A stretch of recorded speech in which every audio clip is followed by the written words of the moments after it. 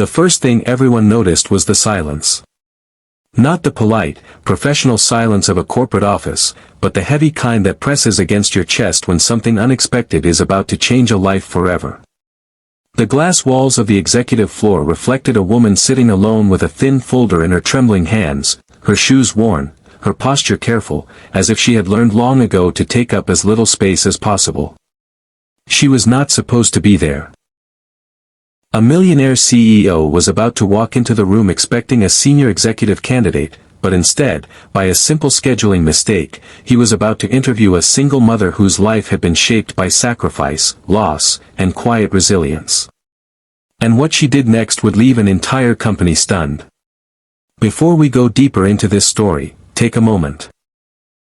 If you believe in kindness, second chances, and the quiet strength of people who never give up, please like this video, comment your thoughts, share it with someone who needs hope, and subscribe to the channel Kindness Talks. Your support helps stories like this reach hearts that need them. Her name barely mattered to the system that scheduled interviews. To them, she was just another entry in a database, another resume among hundreds. But behind that resume was a life built on early mornings and sleepless nights, on lunches skipped so her child could eat, on dreams folded neatly and placed in a drawer labeled someday. She had applied for an entry-level administrative position, hoping for stability, health insurance, and a future that didn't feel like it was constantly on the verge of collapse. She never imagined she would be sitting in a room designed for power, wealth, and decisions worth millions. Years earlier, her life had split into a before and after.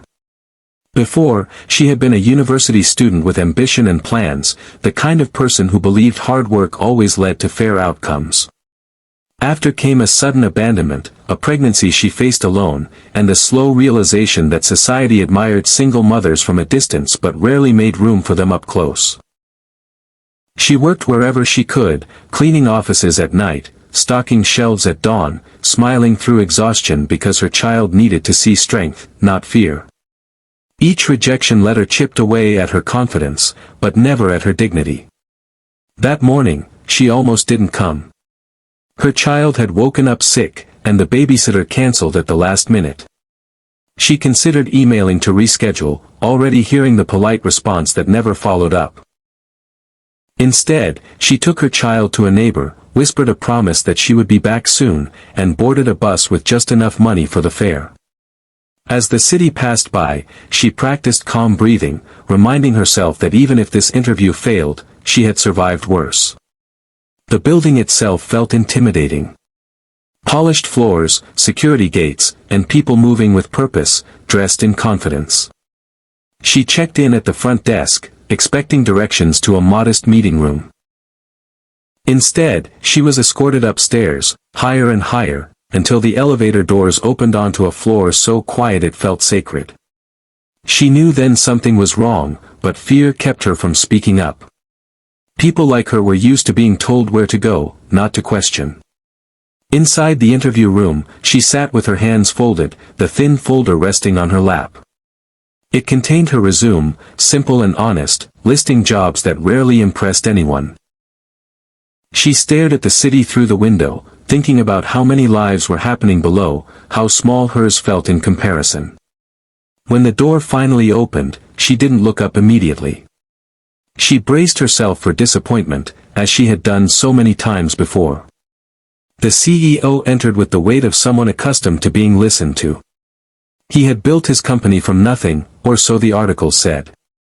He was known for his sharp mind, high standards, and an almost intimidating presence. He glanced at the resume in his hand, expecting achievements that mirrored his own ambition. Instead, he saw a timeline filled with gaps, short-term roles, and responsibilities that spoke more of survival than strategy. Confusion flickered across his face, followed by irritation.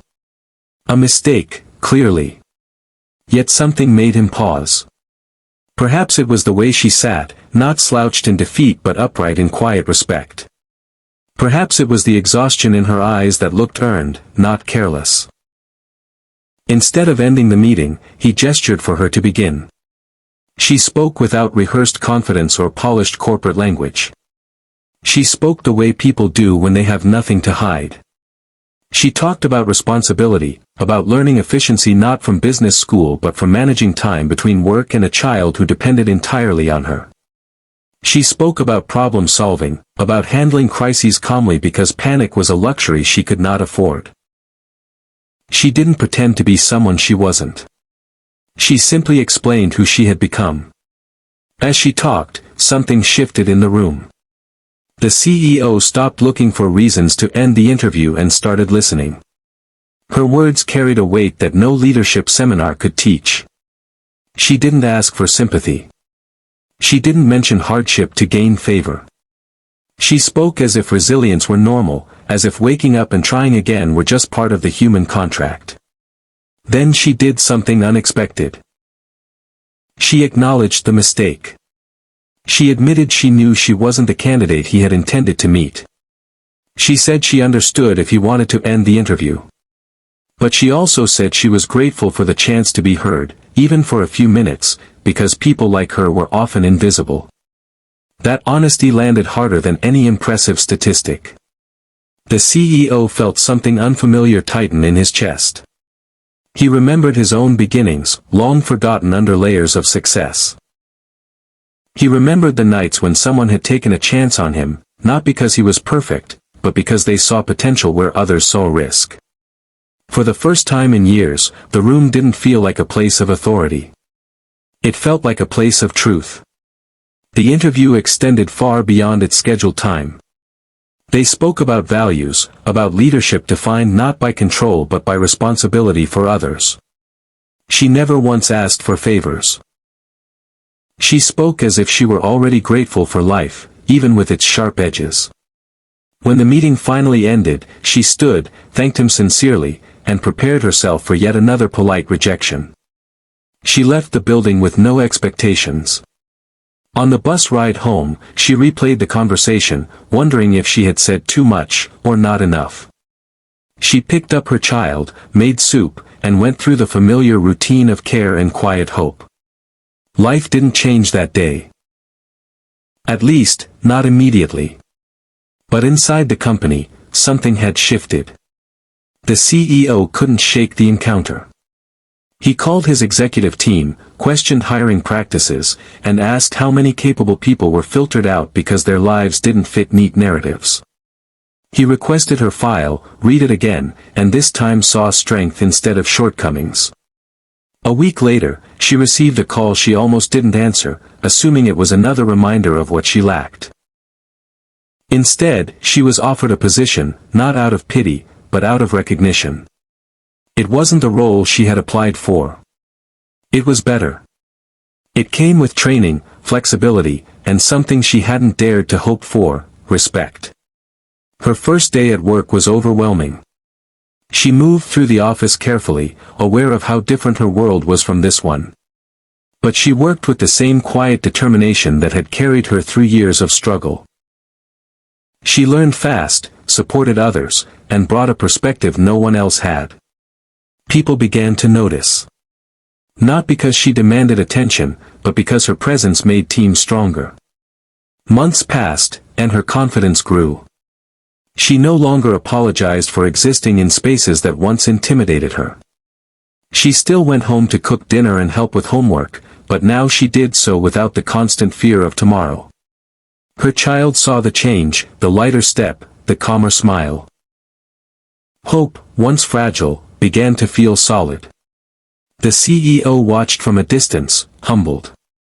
He saw how one mistake had corrected something deeper within the company culture. He saw how talent looked different when viewed through the lens of humanity. The story of the accidental interview spread, not as gossip, but as inspiration. Just before we reach the end, I want to ask you something. Please comment below and tell us what this story made you feel, or share a moment when someone gave you a second chance that changed your life. Your words matter more than you think. Near the end of the year, during a company-wide meeting, the CEO spoke about leadership. He didn't mention names, but he talked about the day a single mother walked into the wrong interview and reminded him why businesses exist in the first place. Not just to generate profit, but to recognize potential, to lift people, and to choose kindness even when it's inconvenient. If this story touched your heart, if it reminded you that strength often hides behind ordinary faces, please like, share, and engage with this video. Your interaction helps keep these stories alive and reminds the world that compassion still has power. She never became famous. She never wanted to. But her life changed, and through her, so did many others. All because of a mistake that turned into a moment of truth, and a choice to see a person instead of a resume. And sometimes, that is all it takes to shock everyone.